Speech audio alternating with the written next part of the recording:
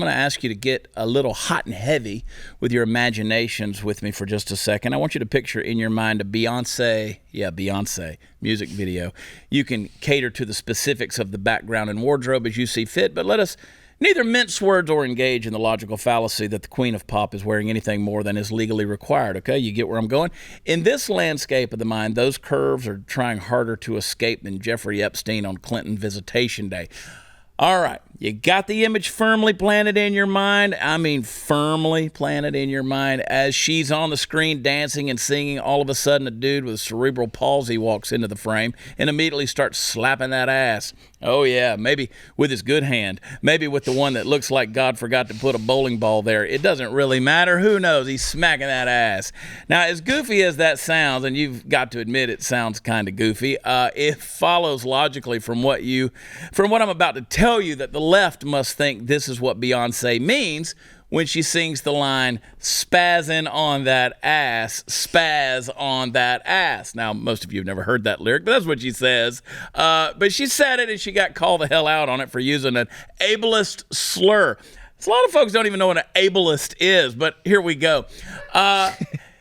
They've now decided to remove the lyric and replace it with a different word, because why not?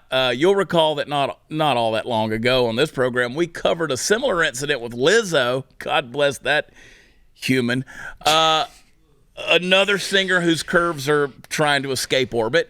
Now, I'm not here to debate with you the well-nigh Shakespearean quality of the lyrics. Soft what light through yonder window breaks, 'tis but the shadow of a dude spazzing on his hoe's ass. I think Shakespeare said something like that one time in one of his tragedies. Anyway, I just want to say something to any of the liberals who watered the soil of Twitter with their tears of sorrow in the wake of this song coming out. And I hope you're listening. I hope you're listening to me when I say spaz, spaz, spaz, spaz, spaz, spaz, spaz. I hope you're pissed off. I hope your blood is boiling. Are you filled with the sort of righteous indignation that calls for you to pick up your sword and fight for the just and true cause of whatever the hell happens to be the flavor of the day issue? I'm going to say it again just to piss you off. Spaz!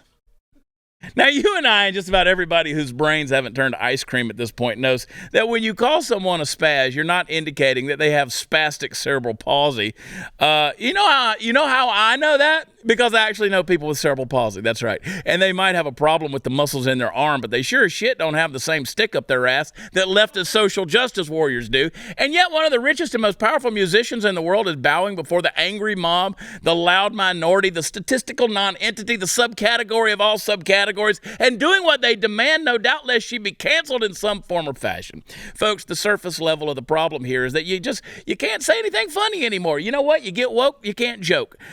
You can't do it, folks. It runs deeper. It runs deeper than just that, though. Slowly, year by year, we're culling away more and more of the herd of colorful linguistic tools we humans possess to express ourselves. Words get canceled. Words become unsayable. Words are ascribed magical powers which they simply do not possess, and they're banned forthwith from the lexicon, or just redefined altogether so that they can be even made worse in terms of their meaning. Now, that should scare you on some level. I've been saying this for 25 years. Change the language, change the culture, change society.